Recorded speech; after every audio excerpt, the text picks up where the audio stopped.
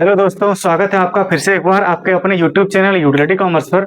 और हम जो आपका पार्ट वन तक जहां तक आपको बताए थे उसके आगे हम आपको आज बताएंगे कि हमारे पास या हमारे देश में इकोनॉमिक सिस्टम या पूरी दुनिया में इकोनॉमिक सिस्टम या इकोनॉमी कितने प्रकार का होता है, वो ओनरशिप के बेस पे है ना।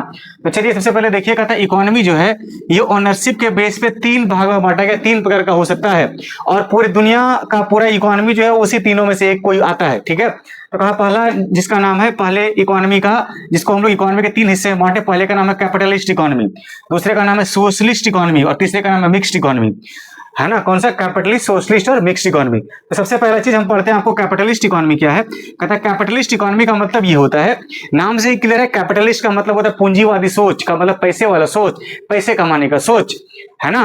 कहता है जहां पे जिस इकोनॉमी में, जिस अर्थव्यवस्था में, जिस देश में प्रॉफिट कमाने के पर्पज से या जहां फायदा कमाने के लिए काम किया जाए उस इकोनॉमी को कहते हैं कि वो जो है कैपिटलिस्ट इकोनॉमी है। उसका कुछ फीचर्स यहाँ आपके सामने हम बता रहे हैं। कहता है ये एक ऐसा इकोनॉमी है जहां पे सारे संसाधनों पर, जितना वहां सारा रिसोर्सेस है ना, चाहे वो नेचुरल रिसोर्स हो, चाहे वो ह्यूमन बीइंग रिसोर्स हो जिसको हम लोग लेबर फोर्स कहते हैं, चाहे वो और कोई भी मनी के रूप में या बजट रिसोर्सेस हो, सारे रिसोर्सेज पे कहता है, सारे रिसोर्सेज पे वो राइट जो होता है कहता है ओन्ड बाय प्राइवेट सेक्टर। कहता है सारे रिसोर्सेज जो है उस पर मालिकाना हक या उस पर राइट जो होता है वो किसका होता है?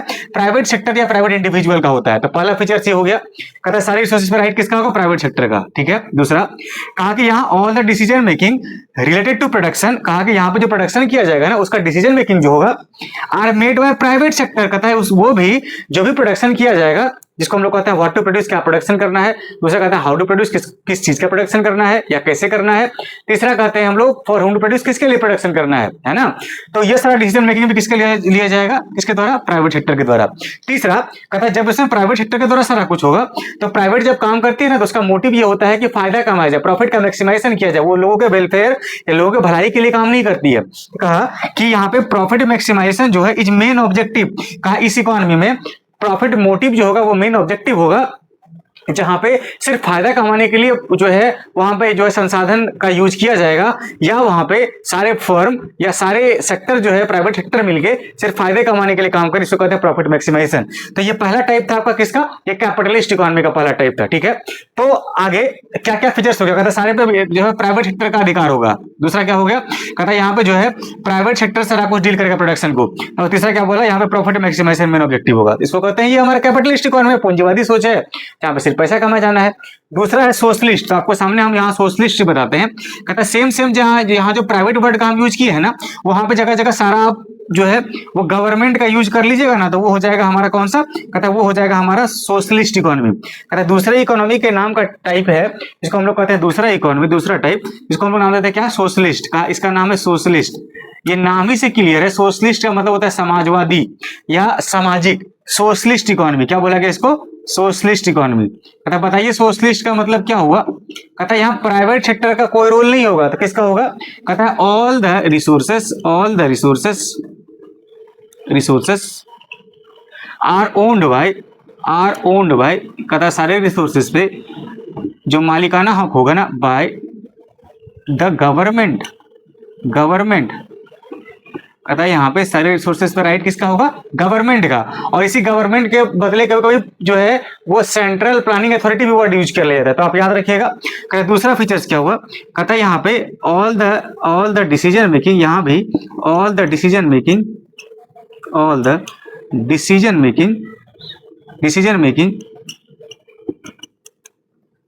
रिलेटेड टू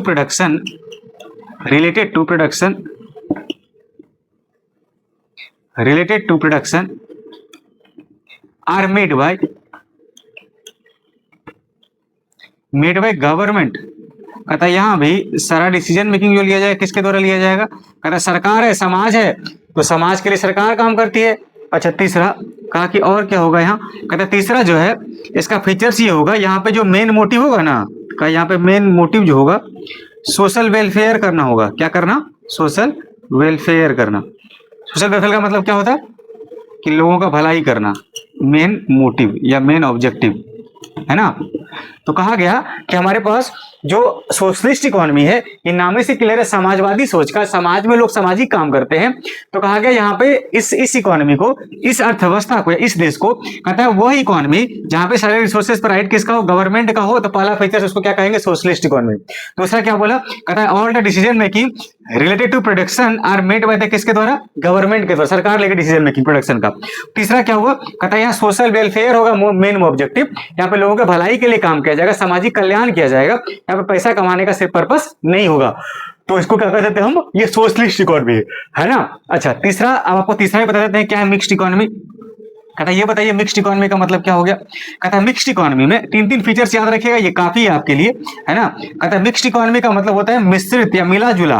कहता है यहाँ पे, कहता है नाम ही इसका है मिक्स, इसका मतलब दोनों को मिला देंगे तो वो मिक्स हो जाएगा। कहता है तीसरा जो जिसका नाम है मिक्स्ड इकोनॉमी, क्या नाम है इसका, मिक्स्ड इकोनॉमी। कहता है क्या हुआ ये मिक्स्ड इकोनॉमी। कहता है मिक्स्ड इकोनॉमी का मतलब, मिक्स्ड इकोनॉमी का कहता है it is the mixture of, it is the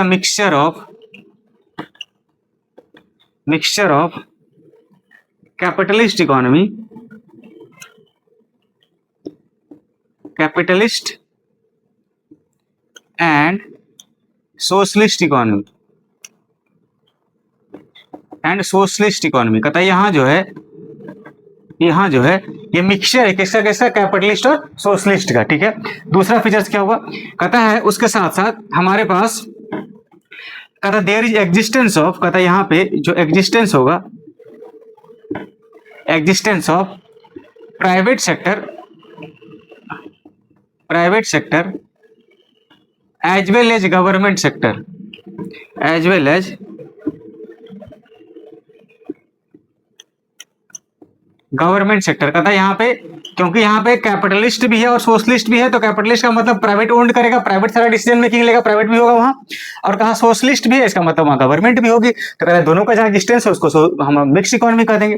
तीसरा क्या हुआ, कहता है अगर प्राइवेट होगा तो ये किस मोटिव के साथ काम करेगी। कहता है मोटिव है जो है प्राइवेट का, मोटिव ऑफ प्राइवेट ऑर्गेनाइजेशन या capitalist economy, private organisation is क्या, profit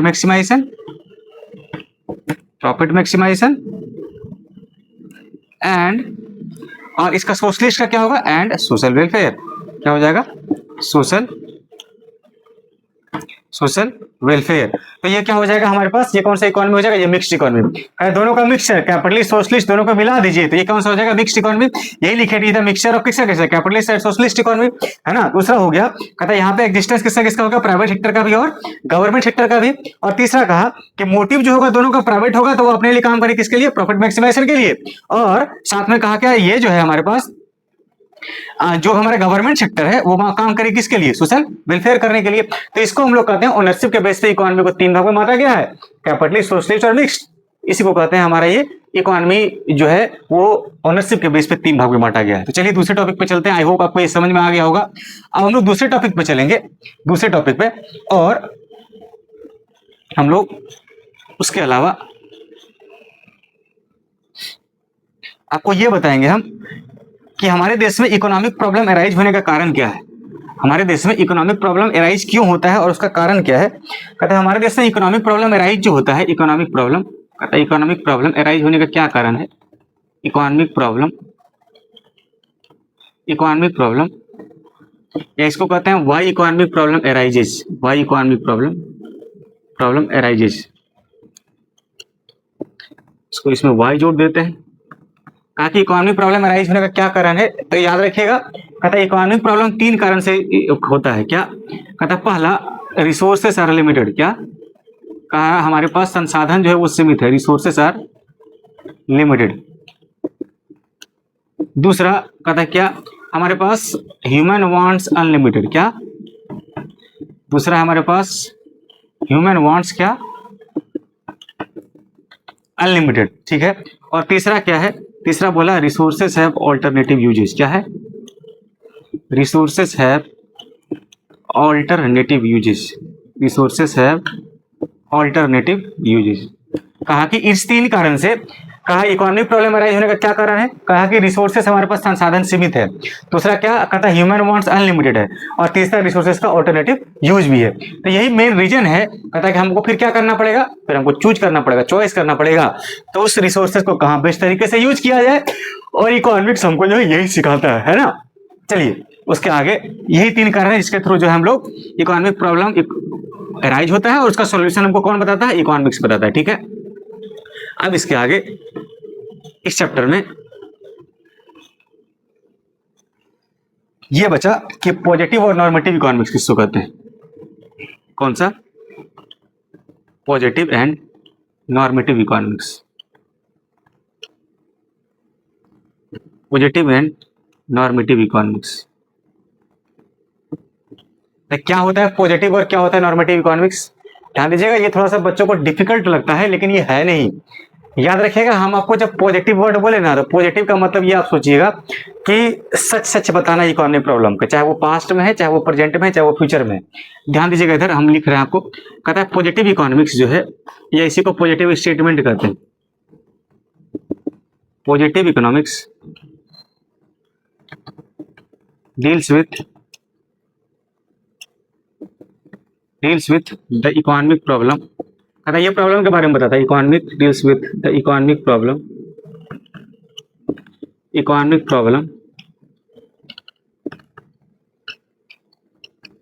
related to past comma present और कॉमा क्या, फ्यूचर। कहा कि हमारे पास जो भी हमारे देश में इकोनॉमिक प्रॉब्लम है वो उस इकोनॉमिक प्रॉब्लम को बताए, जो उसको कहते हैं, पहला ये आपका ये हो गया क्या, पॉजिटिव इकोनॉमिक्स। दूसरा ये बताया कि ये जो है it always deals with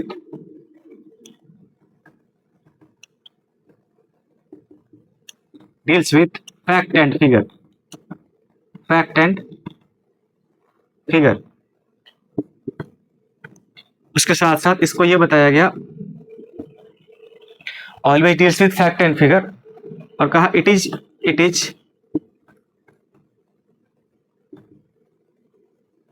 verifiable for truth. और इसके साथ साथ हम इसको कहते हैं what was the economic problem. What was इसको कह देते हैं what was comma what is and what would be.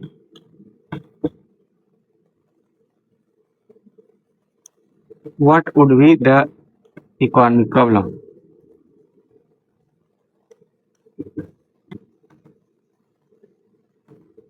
ध्यान दीजिएगा, हम ये बोल रहे हैं कि पॉजिटिव इकोनॉमिक्स आपको समझाना चाह रहे हैं। कहते हैं पॉजिटिव इकोनॉमिक्स हम लोग उस इकोनॉमिक्स को कहते हैं जो यह बताता है कि आपके देश में जो भी इकोनॉमिक प्रॉब्लम है ना, उस इकोनॉमिक प्रॉब्लम को, चाहे वो पास्ट में था, चाहे वो अभी प्रेजेंट में एग्जिस्ट कर रहा है, चाहे वो फ्यूचर में हो सकता है बना रहे, उसी प्रॉब्लम को बताता है। कहता है क्या वो प्रॉब्लम, हमारे देश में गरीबी बहुत था पास्ट में, हमारे देश का मैक्सिमम पॉपुलेशन एग्रीकल्चर पर डिपेंड था, हमारे देश में भुखमरी बहुत था, हमारे देश में कोई इंडस्ट्री नहीं थी, ये सब जो फैक्ट है पास्ट में। अभी भी हमारे देश में बीपीएल में बहुत लोग हैं, गरीब बहुत लोग हैं, अभी भी सब लोग को रोजगार नहीं, अनएम्प्लॉयमेंट बहुत है। तो ये सब है, कोई इकोनॉमिक प्रॉब्लम पास्ट में था, कोई प्रेजेंट में है, और हो सकता है फ्यूचर में भी हो सकता है हमारे देश में पॉपुलेशन बढ़ता रहे, तो हो सकता है अनएम्प्लॉयमेंट बना रहे। तो इसी इकोनॉमिक प्रॉब्लम के बारे में जो बात करता है, कहता है इसको कहते हैं हम लोग पॉजिटिव। कहता है positive economics deals with the economic problem related to past comma present and future. कहा कि जो इकोनॉमिक प्रॉब्लम का, चाहे वो पास्ट में था, प्रेजेंट में, फ्यूचर में हो, उसको जो डील करे उसको क्या कहते हैं पॉजिटिव इकोनॉमिक्स। कहता है is always deals with fact and figure. हम बोले कि हमारे देश में at the time of independence जो है, हमारे देश में जो है 70% पॉपुलेशन जो है वो एग्रीकल्चर पे डिपेंड थे। तो हम आपको फैक्ट दे रहे हैं, डाटा के बेस से बात कर रहे हैं। कहता है ये फिगर भी दे रहा है और साथ साथ ये फैक्ट भी है, आप उसको जाके चेक भी कर सकते हैं। और उसके साथ साथ कहा कि it is verifiable for truth. कहता है आप जाके चेक कीजिए क्या 70% था तो सच में था। तो ये कहता है ये वेरीफाई भी हो सकता है, जिसको कहते हैं वेरीफाई भी कर सकते हैं, वेरीफाइबल फॉर ट्रूथ भी होता है। और लास्ट कहा कि ये बात करता है कि पास्ट में जो इकोनॉमिक प्रॉब्लम उसको कहते हैं what was the economic problem, जो प्रेजेंट में उसको कहते हैं what is the economic problem, और जो फ्यूचर में है उसको कहते हैं what would be the economic problem, है ना। तो इसको कहते हैं हम लोग क्या, वो पॉजिटिव इकोनॉमिक्स। ठीक है, चलिए अब आपको हम बता देते हैं नॉर्मेटिव। अब नॉर्मेटिव इकोनॉमिक्स देखिए तो इधर नॉर्मेटिव इकोनॉमिक्स क्या होता है, क्या होता है नॉर्मेटिव इकोनॉमिक्स। कहता है नॉर्मेटिव इकोनॉमिक्स जो है, नॉर्मेटिव अभी हम पॉजिटिव के बारे में बताएं, सच सच जो फैक्ट फिगर के बारे में बात करें उसको पॉजिटिव कर देते हैं, है ना। कहता है नॉर्मेटिव, कहता है नॉर्मेटिव इकोनॉमिक्स डील्स विद, कहता है normative economics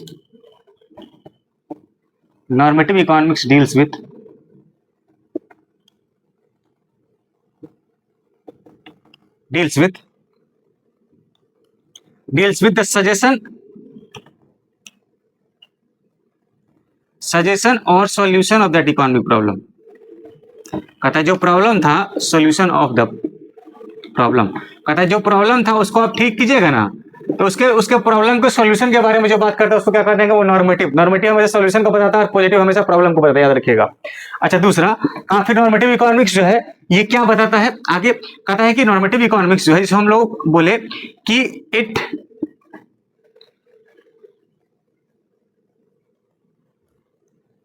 it is not verifiable for truth,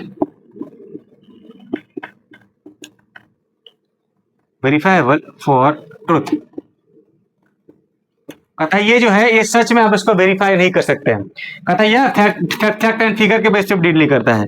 कहता है it does not deals with fact and figure, है ना। और साथ साथ इसको कहते हैं व्हाट आउट टू बी, जैसे आप लिखा था व्हाट वाज व्हाट इज वहां, इसको कहते हैं व्हाट शुड बी या what ought to be, what should be और व्हाट आउट टू बी, क्या कहते हैं इसको, व्हाट आउट टू बी। कहा गया कि हमारे पास नॉर्मेटिव इकोनॉमिक्स जो है ये क्या बताता है, डील्स विद द सजेशन और सॉल्यूशन। कहता है जो हमारे पास इकोनॉमिक प्रॉब्लम था ना पॉजिटिव में, उसके सॉल्यूशन को जो बताया उससे क्या कहते हैं हम लोग, नॉर्मेटिव इकोनॉमिक्स। आगे बताया, कहता है आप इसको वेरीफाई नहीं कर सकते क्योंकि सिर्फ सजेशन देता है, कोई डाटा या फैक्ट नहीं देता है।